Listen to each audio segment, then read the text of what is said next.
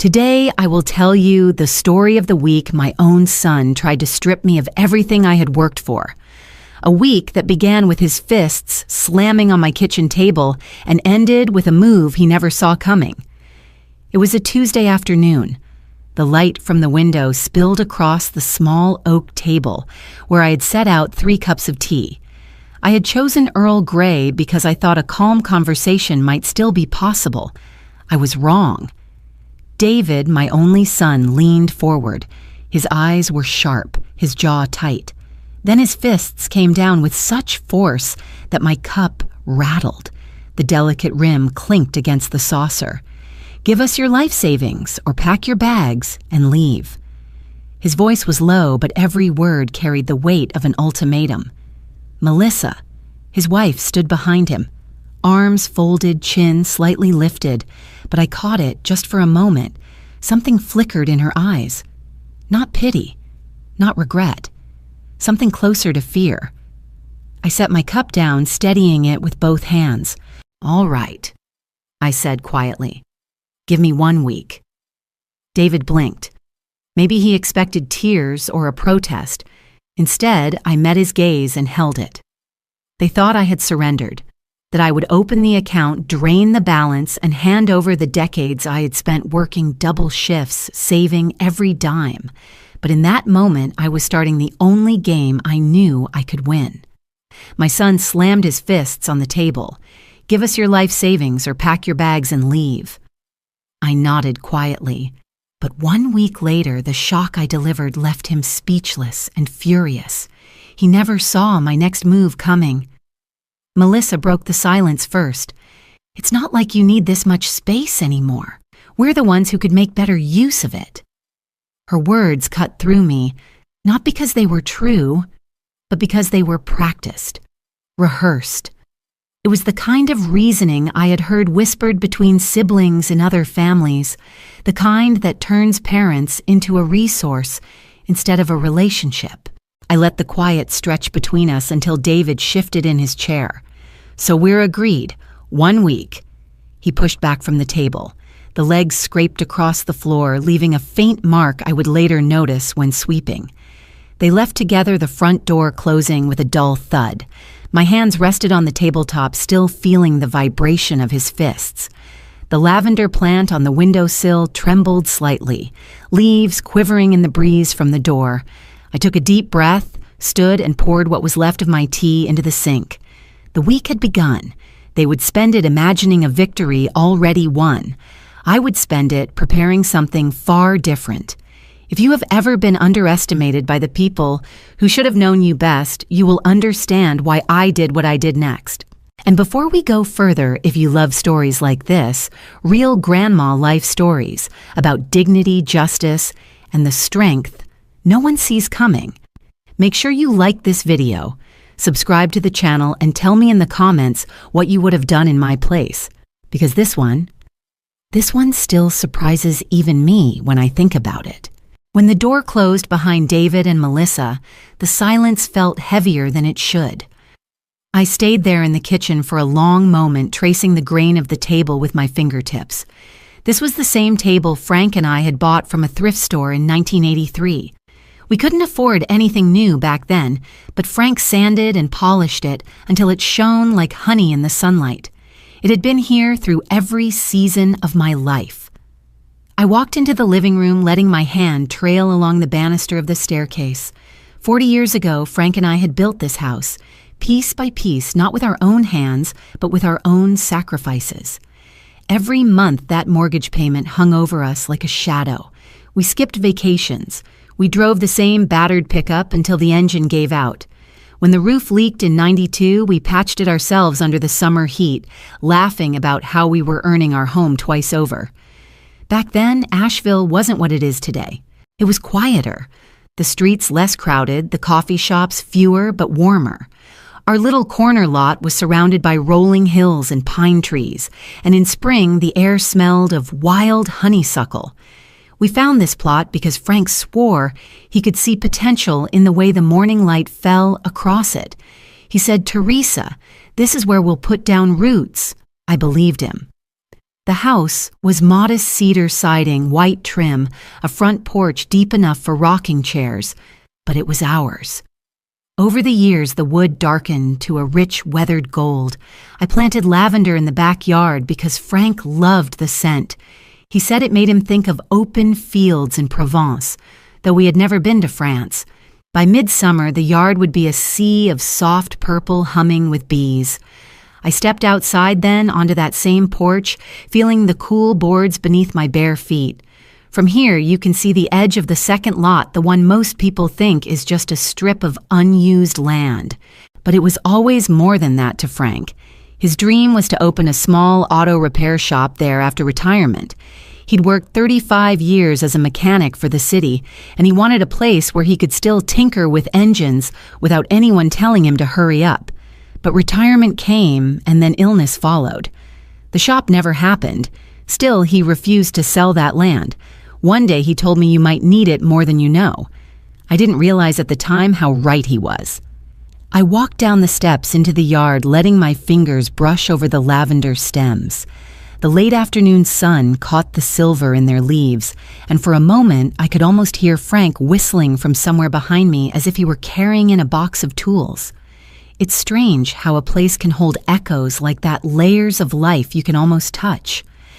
Inside the house smelled faintly of wood polish and old books. In the hallway, framed photographs lined the wall.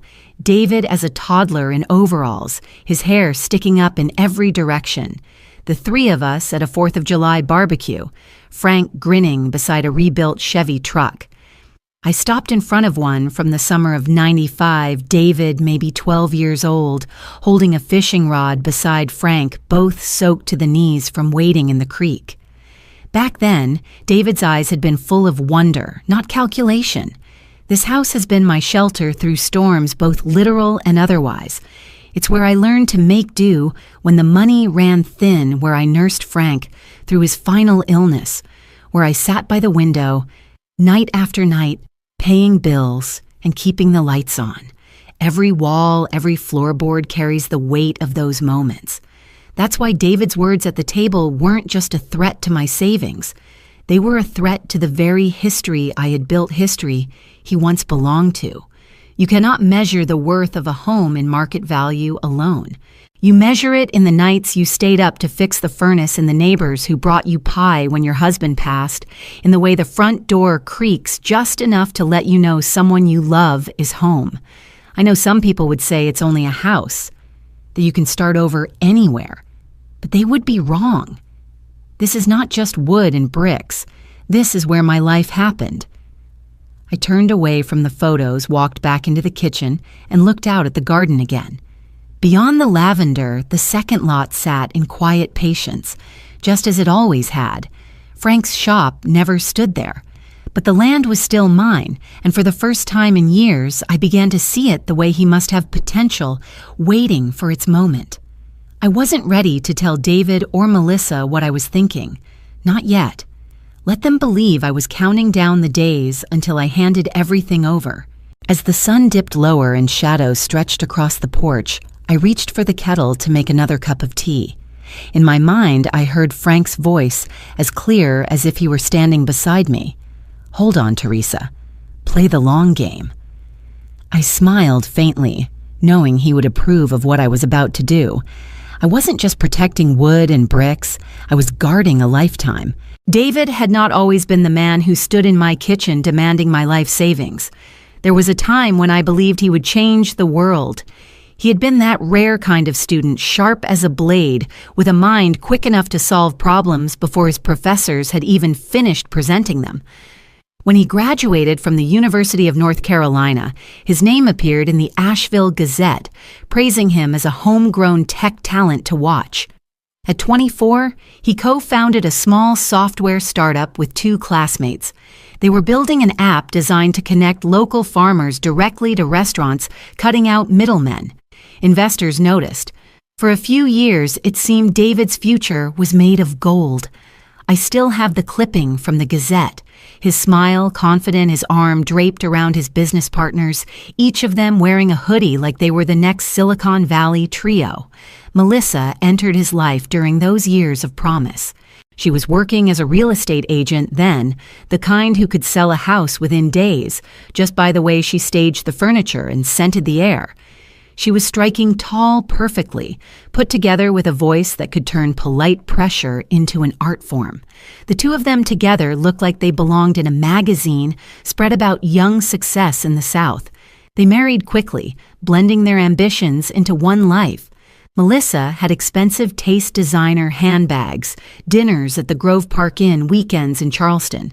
David didn't mind. Back then, the money flowed easily enough, but dreams have a way of souring when reality shifts. The startup struggled to scale beyond the region. Competition grew. Funding dried up. David began trading cryptocurrency on the side, convinced it was the next great frontier. I remember him sitting in my living room one Thanksgiving, his laptop balanced on his knees, explaining blockchain to me with the kind of fervor people reserve for religion. At first, he made small gains. Then came the crash. In the span of 3 months, he lost $120,000 money he had pulled from his own savings, from what was left of the company, and from a personal loan he had convinced the bank to give him. The bank still wanted its $30,000 back with interest. Melissa's luck turned soon after. The real estate market, overheated for years, began to slow. Houses lingered on the market, clients grew cautious, and commissions evaporated. The boutique agency where she worked downsized. Her name was not on the list of agents they kept. They sold their condo in Charlotte, moving back to Asheville to regroup, as David put it. But regrouping cost money they no longer had. Their credit cards were near their limits. The bank's calls grew sharper. Somewhere along the way, their gaze shifted. It started in small comments, Melissa mentioning how large my house was for just one person, David asking casually about the value of my property taxes. I had thought they were making conversation. I see now they were taking inventory. I have replayed the moment in my mind when that gaze hardened into something more dangerous. Maybe it was the afternoon Melissa stopped by, unannounced, standing in my doorway with a smile that didn't touch her eyes, asking if I had considered downsizing now that I was retired. She spoke as though she were doing me a favor, but there was calculation in her tone. Or maybe it was when David over coffee brought up reverse mortgages, as though they were simply another investment tool, not a way to strip equity from a home you had spent a lifetime paying off. Their situation worsened. They were behind on rent for the small apartment they had taken. Melissa's car was repossessed. David's credit score plummeted. The stories they told me about job interviews that almost worked out began to sound rehearsed, and with every passing week, their patience thinned. By the time they sat across from me at that kitchen table, fists on wood, their decision had been made. In their minds, my savings and my home were not mine anymore. They were a lifeline, one they felt entitled to grab, no matter how tightly I might be holding on. I could still see traces of the boy who once spent an entire Saturday helping Frank fix a fence, laughing every time the hammer slipped from his hands. But those traces were buried beneath desperation, and desperation changes people. It doesn't excuse them. It doesn't make what they plan to do right. But it explains why the kindness I had once known in them had been replaced by something colder. They were drowning, and they had decided I was the lifeboat. They didn't care if I went under in their place. The following Thursday, I was folding laundry in the upstairs bedroom when the phone on the kitchen counter began to ring. Melissa's voice floated up the stairs, bright at first, the way she spoke to strangers when she wanted something from them. I wasn't trying to listen, but something in her tone made me pause, my hands stilling over a stack of clean dish towels. "I'm telling you," she said, her voice lowering just enough to sound conspiratorial. "If she gives us the savings, we'll sell the land next. That'll wipe everything clean." I froze. My heart gave one hard thump, then steadied. She was talking about the lot, the 1.5-acre strip of ground behind the lavender garden, the one Frank had refused to part with even when we could have used the money. They didn't know that land was mine, solely mine. It had never been included with the deed to the house. It was purchased separately in my name only before David was even born. Frank had insisted it be that way just in case he'd said, just in case of what I never thought to ask. Melissa's voice grew sharper. Yes, I know it's in a good location. They're breaking ground on that shopping complex in 6 months. By the time construction starts, that land will be worth double, maybe triple. We could get $500,000 easy, but first, we have to get her to liquidate the savings so she's not clinging to anything. The sound of her laugh, a short, humorless exhale, cut through me like glass. I stepped closer to the stairs, my bare feet silent on the carpet. She didn't hear me. She won't fight it, Melissa continued. David says she's too sentimental. She'll think we're doing it for her own good, and if she complains, we'll tell her the house is too much for her to handle. Then we'll convince her to sign over the land she probably doesn't even remember what it's worth. I felt the old cedar railing beneath my palm as I leaned forward, steadying myself. They had done more than think about my savings. They had drawn a map, and that land was the treasure at the center. I pictured the lot in my mind, the gentle slope down to the creek, the way the morning sun turned the grass into a sheet of gold. Frank had mowed it himself until his knees gave out. It had been empty all these years, but it wasn't forgotten. And now, because of the city's new development plan, it had transformed from a quiet stretch of green into prime, commercial property. I had read about the project in the paper, a sprawling shopping center with boutiques, restaurants, and a hotel. The developer was offering top dollar for adjacent parcels. My land was directly across the road from the main entrance. Melissa had done her homework. She wasn't wrong about its value, but she was dead wrong if she thought I would let it go under her terms. From below, I heard her voice soften again. No, David doesn't suspect I'm talking to you. We'll tell him once we've got her signature on the account forms. Then we'll push for the land, one step at a time. I backed away from the stairwell, the words burning into me. I had spent my life believing my son's happiness was worth any sacrifice. But what I heard in Melissa's voice wasn't desperation anymore, it was strategy. She wasn't just trying to survive, she was plotting to take everything piece by piece until nothing of my life remained. The thought of them sitting across from me, smiling politely while their minds ticked through the numbers, made something harden inside me. I returned to the bedroom, setting the towels down with more force than necessary. My hands weren't shaking, but my chest felt tight, like I was holding back a tide. I had been underestimated before. People mistook quiet for weak patience, for passivity. They never understood that silence could also be the space where plans were born. Frank's voice echoed in my memory, steady, certain. Teresa, you don't have to shout to win. They wanted my savings. Then they wanted my land. They didn't know that land was a fortress and it had been built with more than money. It had been built with foresight, with stubbornness, with a promise Frank made to me long ago. The game they were starting wasn't the one they thought it was. 2 days after overhearing Melissa's phone call, the phone rang again. This time the voice on the other end brought back the smell of motor oil and summer afternoons from decades ago. Teresa. It's Lucas. He said his tone warm, steady like he'd been expecting me to pick up. Lucas had been Frank's closest friend since high school. The two of them had built their first engine together in Lucas's father's garage, back when gas was 35 cents a gallon and life felt endless. He was the best man at our wedding, the one who always dropped by unannounced with a six-pack and some ridiculous story to make Frank laugh until his ribs hurt. It had been years since we spoke, but his voice carried the same easy confidence. I heard about the new development going up by the bypass, he said. Word is they're looking for parcels close to the main entrance. You still own that piece of land out there. My grip tightened around the receiver. I do, I said slowly. Why? Because I'm interested, Lucas replied. Very interested.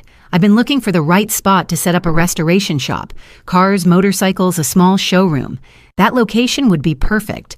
I can pay cash, no financing, no delays. Cash. In my mind, the word rang like a bell. Not because I was desperate for it, but because cash meant speed, and speed meant staying one step ahead of David and Melissa. I'll make you a fair offer, he continued. Better than what those developers will start at, and I can have the paperwork drawn up by the end of the week. I glanced toward the kitchen doorway, listening for footsteps. The house was silent. I might be open to that, I said carefully, but there's one condition, Lucas. Name it. You keep this between us. No one, and I mean no one, can know until the deal is done. He didn't hesitate. You have my word. It wasn't just a precaution. It was the first rule in the game I was about to play. Never let your opponent know the real move until it's too late to block it. Lucas cleared his throat. I'll send a guy I trust to handle the title search quietly. We'll meet at my attorney's office in Hendersonville. Less likely anyone will see you there. I could almost see Frank in my mind's eye, leaning against the hood of his old Chevy, nodding in approval. Lucas had always been the one who understood the value of keeping certain things off the neighborhood radar. That land has history, Lucas, I said softly. Frank always wanted to hold on to it. I know he said, his voice gentler now. But I also know he'd want you to use it when you need it most. We agreed to meet Friday morning. After hanging up, I sat at the kitchen table and let the quiet settle in. For the first time in weeks, I felt the faint stirrings of control. The land wasn't just an asset, it was leverage. And leverage in the right hands could become a shield. I took out a yellow legal pad and began making a list. First, confirm the boundaries and zoning status. Second, have Lucas's offer in writing. Third, ensure the proceeds went directly into an account David and Melissa couldn't touch. The pen moved steadily across the page. This wasn't just about protecting myself from their demands for my savings. This was about making sure they never got the chance to turn that land into their lifeline. Somewhere deep down, I knew this was the first real step toward ending the game they thought they were winning. By the time they learned about it, the land would be gone, the money secured, and their foul sin would have vanished beneath them, and they would never see it coming. The call came on Wednesday evening, just as the last streaks of sunlight were slipping behind the Blue Ridge. I recognized the voice instantly, soft, deliberate, with that hint of careful optimism she always carried. Aunt Teresa, it's Evelyn. My niece had a way of speaking that made you want to put down whatever you were doing and listen. She was 21 now, in her second year of nursing school at UNC Asheville. She'd always been the quiet one in family gatherings, the one who stayed behind to help clear the dishes or sit with Frank when his breathing grew labored. When Frank's heart began to fail, it was Evelyn, barely out of high school, who learned how to monitor his oxygen, prepare his medications, and adjust his pillows so he could sleep without waking every half hour. She never made a show of it. She just showed up day after day because that's what you do when you love someone. "How's school?" I asked, leaning back in my chair. She hesitated before answering. "Good. Mostly good. The workload's intense, but I'm learning a lot. I might need to pick up extra shifts at the diner to cover next semester's tuition." There it was. The thing she didn't want to say. I could hear it in the small drop of her voice. I didn't tell her about David and Melissa, or the meeting with Lucas, or the knot of betrayal tightening in my chest these past days. Instead, I thought of Frank's smile the last time Evelyn brought him tea, how his hand lingered on hers in thanks. "You're going to finish that program, Evelyn," I said firmly. "We'll figure out the money." "You've already done so much," she protested. "You gave me Grandpa's old watch. You helped me with books last semester." That was nothing I said. Some investments aren't in banks. They're in people. And you, my voice caught just enough to feel it, you're worth more than any account I've ever had. I could hear her take in a breath on the other end, the kind that comes when words land deeper than expected. "I'll pay you back," she said. "I don't need you to," I replied. "What I need is to know you'll be the kind of nurse who listens before she speaks, the kind who notices when someone's hands are shaking as they reach for a glass of water, the kind Frank would have trusted." We spoke for another 10 minutes about her upcoming exams, her roommate's obsession with lavender candles, the possibility of her visiting when classes eased up. I didn't tell her that I was already rearranging my plans in my head, that the money from the land might not all be locked away. After we hung up, I sat in the quiet for a while. Evelyn didn't know it, but she had just given me another reason to see this through. This wasn't just about keeping David and Melissa's hands out of my accounts. It was about making sure that when I left something behind, it went to someone who would use it to build, not to drain. In that moment, the chessboard in my mind shifted. Evelyn wasn't just family. She was the unexpected heir to the part of my life worth protecting most. The next morning, I drove into downtown Asheville, the mountain air crisp enough to wake even the heaviest sleeper. My destination was a red brick building on Pack Square, where an old brass plaque read Ellis and Crowley Attorneys at Law. Marjorie Ellis had been more than just a friend. She was the kind of woman you wanted on your side when the rules got murky. We'd met decades ago at a church fundraiser. I'd baked pies. She'd raffled off free legal consultations. Frank used to joke that if the world ever fell apart, I should call Marjorie before I called him. She met me in her office with the same wry smile she'd worn back when her hair was chestnut instead of silver. "Teresa, it's been too long," she said, gesturing to the leather chair across from her desk. "What's got you coming to me instead of enjoying that garden of yours? I didn't waste time. I need to make sure my house can't be sold while I'm alive. Not by anyone. Not under any circumstance." Her brows lifted slightly, but she didn't press for gossip. "All right. We can file a transfer on death deed, name a beneficiary you trust, and add a life estate clause. That means you keep the right to live there for the rest of your days, and no one can touch it. I also want a restriction," I added. "A formal covenant recorded with the county prohibiting any sale or transfer during my lifetime." Marjorie's pen paused mid-note. "You're planning for trouble. I'm preparing for certainty," I corrected, "and I want it airtight." We spent the next hour going through details who the property would go to. I gave her Evelyn's full legal name, the parcel number, the legal description from the county records. Marjorie explained the legal language in plain English, making sure I understood every line before I initialed. When she slid the last set of papers toward me, she tapped the top page. "This clause here, this is the lock. Even if someone tried to challenge it, they'd have to go through me, and I don't lose fights over paperwork. That's why I'm here," I said, signing with steady strokes. After the notary stamped everything, Marjorie leaned back in her chair. "You know you're not just keeping them from selling it.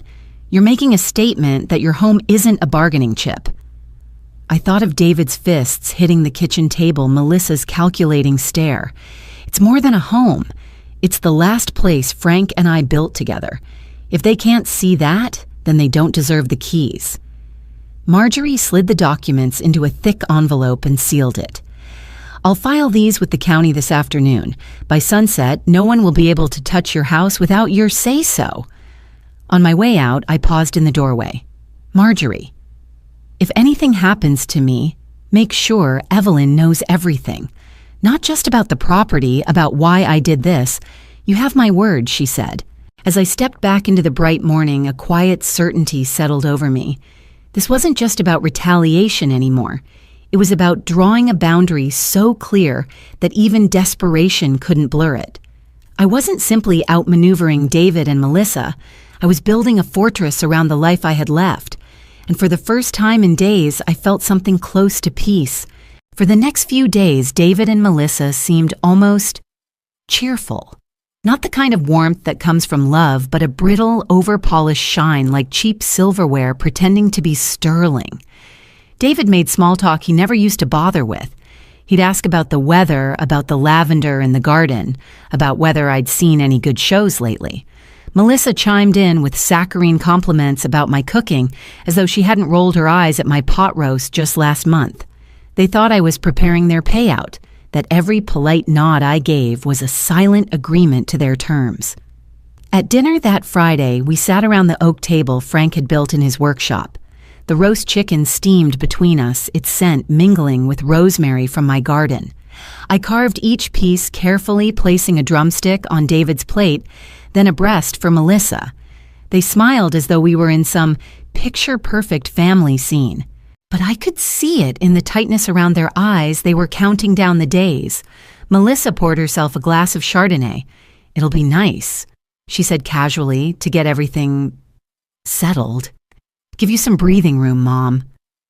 I kept my gaze steady. Breathing room. She laughed lightly, swirling her wine. "You know, Less to worry about. We'll take care of things. You can just relax." I wondered if she realized how closely her tone mirrored that of a realtor coaxing a client into signing over their home. David cut into his chicken, speaking between bites. "It's for the best. This place is too much for you now." Their words buzzed in the air like flies over a summer picnic, persistent, unwelcome.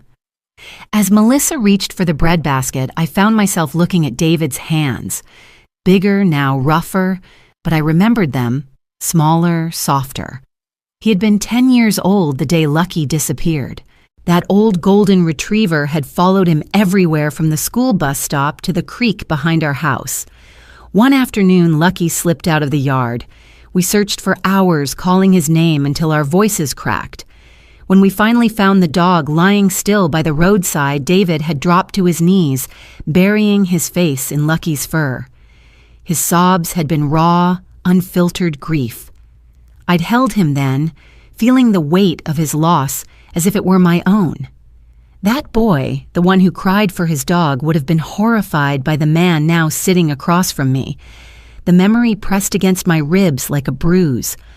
I realized I wasn't just protecting a house or land or savings. I was holding on to the last pieces of someone I used to know, someone who had once been tender and kind and unguarded. But the man in front of me had gone too far. Melissa's voice pulled me back. I was thinking she said once we get everything organized, we could finally take that trip to Hawaii we've been talking about. David could use a break after, you know. She waved her hand vaguely as if losing $120,000 in bad investments was just a minor inconvenience. David chuckled, sipping his beer. "Yeah, sunshine and no worries." I smiled faintly, hiding the thrum of my pulse. Let them plan their vacations. Let them think they'd already won. The silence between my words was my only weapon for now, and I wielded it carefully. When dinner ended, David offered to help clear the table, a gesture so rare it felt almost comical. I let him stack the plates while Melissa wiped the counters. The three of us moved in a choreography of false harmony, each pretending the air wasn't thick with unspoken terms. As I dried the last dish, I caught my reflection in the kitchen window, shoulders, straight eyes steady. I thought of the documents Marjorie had filed, the land already set in motion with Lucas, the promise I'd made to Evelyn. Outwardly, I was the picture of quiet compliance. Inwardly, the clock was ticking, and every second brought me closer to the moment they would learn the truth. I turned off the kitchen light, letting the room fall into shadow. "Good night," I said, my voice calm. They answered in unison, warm and hollow. Behind my closed bedroom door, I allowed myself one deep breath. The kind you take before walking into a storm, not to brace against it, but to remind yourself you know exactly how to navigate through. Lucas arrived on a Wednesday afternoon driving his old Ford pickup, the same one he and Frank used to haul timber when they built the workshop behind the house. I saw him step out, dust clinging to his boots, a man who never needed to prove his word was good. We shook hands on the porch, the lavender scent drifting between us. Neither of us spoke about David or Melissa. This meeting wasn't about them. Inside, I had already laid the papers neatly on the kitchen table. Marjorie had prepared everything, a clean transfer of the 1.5-acre lot, the signatures, the notarization. The price we'd agreed on was $410,000. Lucas would pay in full. No loans, no banks, no delays. Lucas looked at the first page, then up at me. "You're sure about this?" "Teresa," I'm sure I said, my voice steady. "This land was Frank's dream once. But dreams change. I have my own to protect now." He nodded slowly, pulling a pen from his jacket pocket. "Frank always said you were the sharper one between the two of you." Guess he was right. The pen scratched across the paper, my name following his in precise strokes. Page after page, each signature felt like closing a door behind me and locking it. When we finished, Lucas slid a cashier's check across the table. It was heavy in its silence, the kind of weight you feel without lifting. I'd already decided where it would go. That morning, I'd met with the manager at Asheville Community Bank to set up a trust in Evelyn's name. She didn't know it yet. The account would be locked until she finished her nursing degree, and it would cover her tuition, housing, and a modest cushion to start her life without debt pressing on her shoulders. I endorsed the check, instructing the teller to transfer $210,000 directly into the trust. The remaining $200,000 went into my own account, quiet, untouched, waiting for whatever storms life might still send my way. Lucas leaned back in his chair, studying me like he was measuring a blueprint. "You're playing a long game." "I have to," I replied. "They think in days and weeks. I think in years." He smiled faintly. Frank would be proud. The sound of his name caught me for a second. I let it settle before I spoke again. "This isn't just about keeping something from David and Melissa. It's about making sure I never have to stand in my own kitchen and be told I don't belong in my home." Lucas's expression hardened. "You don't owe them a thing, Teresa, not after the way they've treated you." I didn't answer. Not because I doubted him, but because I knew anger was a luxury I couldn't afford right now. Precision was my currency. Every move had to count. Before Lucas left, we stood on the porch again. The late afternoon sun slanted across the yard, catching the edges of the property that was no longer mine.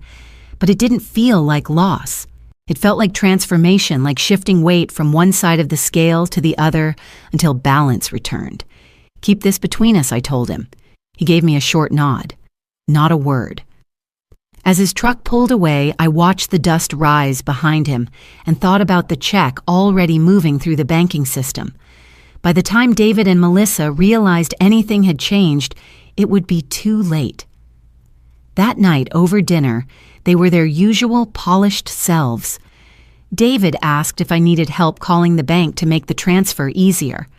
Melissa made a joke about how confusing all those numbers could be at my age.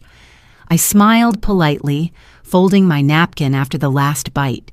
In my mind, I could still feel the smooth edge of the cashier's check, the ink of my signature still fresh. When I went to bed, I placed the bank receipt for Evelyn's trust in the top drawer of my nightstand, a small slip of paper, but heavier than gold. In the quiet darkness, I thought about Evelyn in her scrub's hair pulled back, tending to patients with the same gentleness she'd shown Frank. Some investments I knew couldn't be measured in interest rates or market returns. They grew in people. And in that moment, I realized this wasn't just a transaction. It was the opening move of an endgame I had no intention of losing. They arrived on a Saturday morning, the kind of cold, brittle air that makes sound carry farther. I had set the kitchen exactly as they liked, coffee brewing a plate of Melissa's favorite lemon scones on the counter. It was important that nothing felt out of place. David walked in first. His smile stretched too wide to be real. Melissa followed her heels, clicking against the hardwood, her perfume drifting ahead of her words. So David said, hanging his coat over the back of a chair, "You got everything sorted with the bank I did." I replied, my voice even. "And I have something for you both." I opened the drawer of the sideboard and pulled out a plain white envelope. No name, no markings, just thick paper folded around the weight of its contents. I set it on the table between us. Melissa reached for it first, sliding her manicured nail under the flap. She pulled out the check, her eyes scanning the numbers before freezing. $5,000. Her smile faltered. "Is this?" She glanced at David. David's jaw tightened. 5,000. "That's it." "That's it," I said. The silence that followed felt like the whole house was holding its breath. The hum of the refrigerator grew louder. A clock somewhere in the living room ticked too slowly. David leaned forward, planting both hands on the table. "You told us I told you I interrupted that I would give you something this week. And I have." Melissa let out a short, sharp laugh. "This barely covers a month's rent for us." I folded my hands in my lap. "Then you'll have to budget carefully." David's eyes hardened. "You've got more. We know you do. Why are you playing games with us?" "No games." I said, my tone calm enough to unsettle him. This is what I can give without compromising my own life. And I've decided my life still matters. Melissa's lips pressed into a thin line. You're living alone in this big place, sitting on assets that could help your family, and you're hoarding. I tilted my head. Is that what you call protecting the home your father and I built from nothing? Hoarding David's voice rose. You don't need this house, Mom. We could sell it. Pay off the debt. Start fresh. That debt, I said, cutting him off again, isn't mine. I didn't invest in something I didn't understand. I didn't spend money I didn't have. I didn't gamble your father's hard work on a whim. The silence that followed was heavier than the first. David sat back, but his glare stayed fixed on me. Melissa crossed her arms, her nails tapping against her sleeve. Finally, David spoke. If you think $5,000 is going to fix this, you're wrong. We need more. And we're not going to stop asking. I stood picking up the now empty envelope. Then I suppose you'll have to keep asking. My answer won't change. Melissa's chair scraped against the floor as she stood. You're being selfish. I met her gaze. If self-preservation is selfish, then yes, I am. They left without finishing their coffee. I stood at the kitchen window, watching them walk down the driveway, their movements sharp and stiff against the cold. In my pocket, I could still feel the faint warmth of the trust account receipt from the day before. Evelyn's name printed in bold letters. $210,000 waiting for her future. The check I'd given David and Melissa had been deliberate, a token to close the conversation without giving away the truth. The real move had already been made, and they were still playing a game I'd finished days ago. The house was quiet again. I poured myself the coffee they'd left untouched and sat at the table where the envelope had been. Outside, the lavender swayed in the wind the same as it had for 40 years. I wasn't rattled. If anything, I felt lighter. They thought they'd seen my hand, but the real cards were still hidden right where I intended them to stay. They were back before dusk. I left the porch light off and met them. David did not sit. He planted himself at the head of the table. Melissa hovered by the counter, fingers locked around her phone. $5,000 is an insult, David said. We need the rest. You promised a week. The week is up. I promised to decide, I said. I have decided. He exhaled hard. Stop playing with us. I am not playing, I said. I pulled a folder from the sideboard and set it on the wood. You asked for my savings. That check represents the balance I keep for emergencies. Groceries, utilities, a broken water heater. There is no hidden stash for you to claim. Melissa's chin lifted. You expect us to believe that after all these years in this house, equity alone could clear every debt we have. You are speaking about equity, I said, as if I were a bank. You could liquidate on demand. The house is not an account. It is my residence. It is also legally out of reach. David's shoulders stiffened. What does that mean? It means I met with counsel, I said. There is a recorded restriction against any transfer while I'm alive. The title includes a life estate in my name. No lender, agent, or relative can sell it. Melissa's phone lowered. You went that far. I went as far as safety requires, I said. You demanded everything. I secured the roof over my head. David's voice thinned. Fine. Then we take the land. You forget we know about it. I did not forget, I said. I opened the folder and slid a page across the table. The notarized transfer caught the light. The land you keep eyeing is no longer mine. It was sold this week. Clean title. Proceeds disbursed. There is nothing left there for you to circle. He stared as if the letters might rearrange. Sold to who? To a man who knew your father, I said. A man who pays his debts and signs his name in ink. Melissa found her voice. How much? Enough to honor your father's labor. Enough to serve the future I choose, I said. The money is secured where your panic cannot reach. Part supports education. Part keeps me safe. None of it will pay for mistakes I did not make. David's hands landed on the table, but softer now. "You would watch us sink. I would watch you learn to swim," I said. "I will not let you climb on top of me to keep your head above water." Silence moved through the room. Melissa pressed her lips until the color bled away. David looked toward the hallway. He seemed smaller beneath the frames on the wall. "You sold the land behind my back," he said. "I sold land that was solely mine," I said.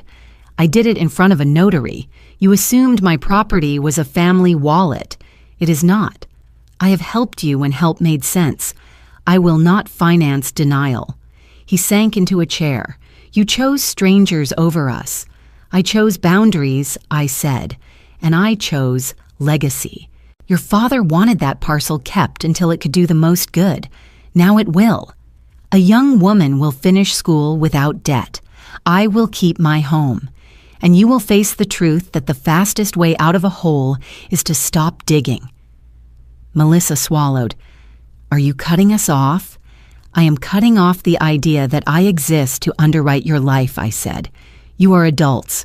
I will not be your collateral." For a long moment, no one moved. Then David nudged the folder back toward me. "So this is final. It is lawful and it is final," I said. "If you want something from me, bring respect. Bring a plan that does not begin with what I can sell. Bring the boy who cried for his dog and fixed fences. I have room at my table for him." He looked away. Melissa reached for his sleeve. He did not pull back, but he did not lean in either. When they left, there was no slam, just the click of a decision sealing itself. I stood in the kitchen. The fear that followed me lifted. In its place was something steadier than triumph. I had said no. I had meant it. I had protected the life Frank and I built. Outside, lavender shifted in breeze. Inside, the table bore marks of fists and pen strokes, history and intention in the same grain. I slid the folder into the sideboard and breathed scent of lemon oil and tea. The game they started ended here, on my terms, in my house, with the truth laid bare. They reached the porch before anger finished with David. He spun. "You will regret this," he said. He took the steps in 2 strides and stalked toward the driveway, keys clattering in his palm. Melissa stayed where the porch meets the path. Her shoulders trembled as if the cold had remembered her. She pressed her fingers to her eyes and the mascara smudged. 2 dark commas slid toward her jaw. I did not move toward her. Kindness is not always rescue. Sometimes it is refusing to play a part in someone else's spiral. David yanked the car door and stood there, half in and half out. "You pick strangers over your family," he said. "You chose documents over your son. I chose a line that should have been honored before it had to be written," I said. He slammed the door. The sound jumped along the siding. The engine coughed, then roared. He pulled forward too fast. Gravel spat across the mailbox. Then he slammed the brakes. The car idled. He placed his forehead on the steering wheel and sat there breathing hard, trapped between rage and the knowledge that rage had no power here. Melissa lowered herself to the first step. She cried without sound. "I tried," she said. "I tried to keep us above water." "You can still try," I said. "You can try differently." She shook her head. "Jobs are scarce. Rent is crushing. The bank is circling." David wakes at 3 and checks numbers that do not change. "I know the shape of fear," I said. "It does not excuse the shape it makes out of us." A cough sounded near the hedges. Mr. Alvarez, my neighbor from 2 doors down, paused with his terrier tucked under one arm. He nodded once. "I would do the same if my kids tried that," he said. "A home is not a piggy bank." Melissa's head snapped up. "You do not know our situation," she said. "I know the price of labor and the price of loss," he answered. "I buried my wife last spring. All I have is our house and what we built inside it. No one gets to spend that for me." He tipped his cap and walked on. The gate clicked behind him. Melissa pressed her palms together. "People will talk," she said. "They will call us heartless. They will call you cruel. Let them talk," I said. What matters is what we do next." David shut off the engine and stepped out. Anger had drained from his cheeks. He stared at the yard. "You will not help us," he said. "I will not sponsor denial," I said. "I will pay for counseling if you want it. I will pay for one session with a financial counselor. Debt is not solved by burning the roof that shelters you." Melissa stood. Her knees wobbled. "We cannot start from zero." "That is not true," I said. "Zero is a place. It is not a sentence. You are adults. You are not helpless. There are shifts to pick up. There are smaller spaces to rent. There are budgets to write and obey." David's eyes shone. "You make it sound simple." "It is not simple. It is possible," I said. "Frank did it. I did it. Most of this street did it." He looked into the hallway where our photos hang. He did not step inside. "If we fail," he said, "will you watch?" "I will watch, and I will not drown with you," I said. "I will answer when you call with a plan. I will end the call when you call with a demand." He slipped back into the driver's seat. This time he left. Melissa wiped her face with the side of her hand. The mascara left a watermark. She took 2 steps backward and stopped. "I am ashamed," she said. "Not because you said no, because I forgot what you taught me." "What did I teach you?" I asked. "That we do not take what was never ours," she said. "That we live inside our means and inside our word." I nodded. Shame can be a beginning if you let it be a teacher. She drew in a breath and squared her shoulders. "I need to find work," she said. "There is a hiring notice at the new grocery on Merriman," I said. "Night shift, reliable hours, benefits after 90 days. She nodded once and walked down the path. The cold took her in. The street kept its quiet. I stood on the porch until the light over the mailboxes clicked on. Then I went inside and set water for tea. The kettle began to sing. I wrapped my hands around the cup. Calm returned like a tide, steady and honest, leaving room for breath. The first ripples began at church. I set out pound cake in the fellowship hall. Whispers moved faster than the coffee line. Eyes flicked toward me, then away. Mrs. Jordan from the choir squeezed my arm and said I had done the right thing. A deacon muttered that families ought to settle their business privately. The pastor asked for prayers for wisdom. Everyone understood without a name. Mr. Alvarez stopped by with his terrier tucked against his cardigan. He patted my shoulder and said, "A roof is sacred. You defended yours." I did not join any circle. I stacked plates and kept my peace. By Monday afternoon, the whispers had hardened into stories. Some said I had thrown David out. Others said he had tried to evict me. The truth sat between those extremes. Gossip is air without weight. Only choices carry substance. The phone rang that night. David's number glowed. I let it go to voicemail. His message was flat. A local catering company had withdrawn a small technology contract they had promised him. The owner cited concerns about reliability and references. The owner's sister sits 3 pews behind me at church. David said it was my fault. Then he hung up. I set the phone face down and watched steam curl from my teacup. Contracts are made from trust as much as signatures. The town had decided he was risky. Perhaps they saw what I had already learned. In Asheville, character follows you like a shadow at noon. The next morning, Melissa called. Her voice was raw from crying. She had interviewed at 3 agencies. 2 were cutting staff. One asked whether recent events at home might distract her from clients. That afternoon, she sent a link to a leasing position in Hendersonville. Stable hours, benefits after 90 days. The kind of job that pays bills instead of buying status. I told her it sounded honest and worth pursuing. By Thursday, she had an offer contingent on a background check and a week of training. She would need to stay near the office while they rotated her through properties. Hotels are expensive. Pride is more so. She asked for a modest room. I gave her the number of a widow from church who keeps a room over her garage for interns and nurses. Melissa thanked me carefully. I assured her help did not come with hooks.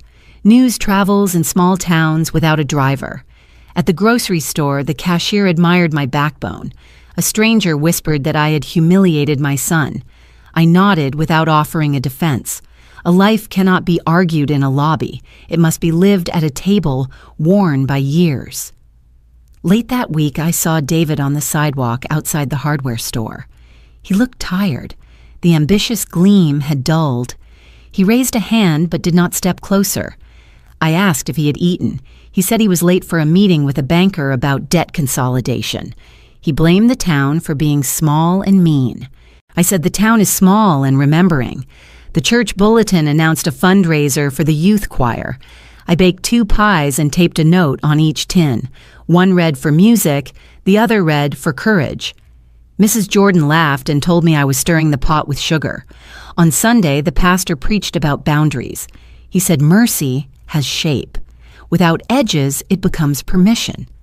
People nodded. A few glanced at me. After the service, the deacon who had wanted privacy apologized. He said his sister had signed away her house to a nephew who promised care. The nephew sold it and moved to Florida. Melissa left for Hendersonville with a suitcase. She texted a photo of a tidy office and a blank leasing ledger.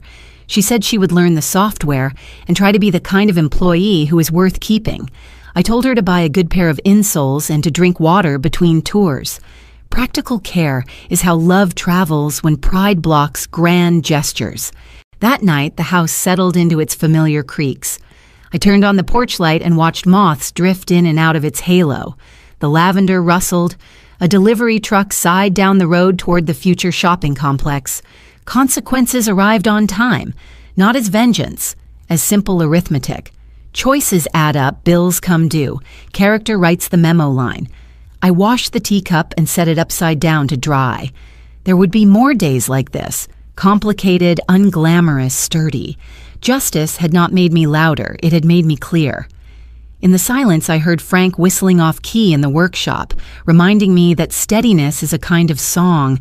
I believed it again tonight. The call came just after sunrise on Saturday. I was measuring compost for the beds when the phone buzzed in my apron pocket.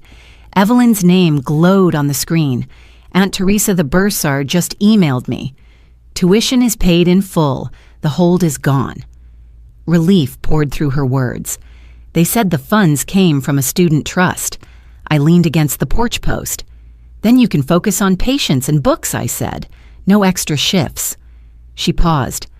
I know you had something to do with this. I had something to do with believing in you, I said. Finish what you started. That is all I ask. I will, she said. I will make you proud. Grandpa, too. After we hung up, I set the rake against the fence and walked the garden row by row, letting the cool air rinse the week from my chest. The lavender had gone unruly. Stalks leaned across the stone path. I fetched the pruning shears and began trimming one bunch at a time. The stems released their oil under the blades. Scent lifted in quiet blue clouds. Bees worked without bothering me. The rhythm steadied me. Snip, gather, tie, lay the cuttings on the table to dry. I swept the path, straightened the trellis, tucked mulch around the rosemary. The soil was dark and forgiving. My hands remembered the weight of years. Inside, the kettle sang. I poured hot water over loose tea and carried the mug to the porch. Peace did not arrive like a parade. It settled the way dew gathers on grass. I let it find me. I thought about the whispers at church, about Melissa's suitcase and the smaller map she was drawing, about David fuming beside the car because anger felt easier than inventory. None of it reached me here. The garden drew a border around what grief could touch. I bundled the last row and set the lavender to dry. The color looked richer against the weathered boards. The porch smelled like a field after rain. A robin landed on the bench back. It tilted its head and sang. I laughed once, surprised by the sound. My phone buzzed again. A photo from Melissa showed a neat desk in a modest office. The caption read, "Training starts Monday. Thank you for the contact." I typed back, "Work hard, drink water. You can build from this." She sent a small heart. It felt like a truce drawn in pencil, faint but honest. I lifted the old hose and watered the hydrangeas along the fence. Blue blooms bowed under the spray and rose again when I moved on. Resilience is not louder than hurt. It is simply more patient. I learned that from seasons. I learned it in marriage. I am learning it again in a kind of motherhood where love and boundary share a roof. By noon, the sun burned the mist away. I stacked the drying racks on the dining table and labeled each bundle with the date. Some would become sachets for the linen closet. Some would go to the church raffle. Some would steep in olive oil for winter salve. Doing small things made the large things behave. I walked the perimeter once more, pausing at the place that used to separate the yard from the second lot. Grass had knitted the line from view. Only memory knew where the stake once caught a mower blade. I touched the spot with my shoe and nodded. A door had closed. Another had opened toward a life that fits. Back inside, I washed soil from my wrists and let the water run clear. The mirror over the sink held a woman who looked exactly her age. I liked her. She had chosen a future without noise and found it not by winning arguments, but by refusing to enter the wrong ones. I dried my hands and set the mug in the sink. The afternoon stayed simple. I gathered the mail. I wrote Evelyn a note on thick card. I told her that skill is a promise, that kindness is a practice, that some investments are not in banks, they are in people. I sealed it and pressed the stamp with my thumb. From the porch, I could see the road that will carry shoppers to the new complex. I did not resent it. Towns change, families change. What matters is what remains when the wind lays down. The lavender slowed its sway. The bees drowsed. A maple shadow crossed the step like a hand laid gently over mine. I stood and breathed until the day felt finished. When it did, I believed again that calm is not the absence of storms. It is the harbor we learn to build. I felt ready for tomorrow's work.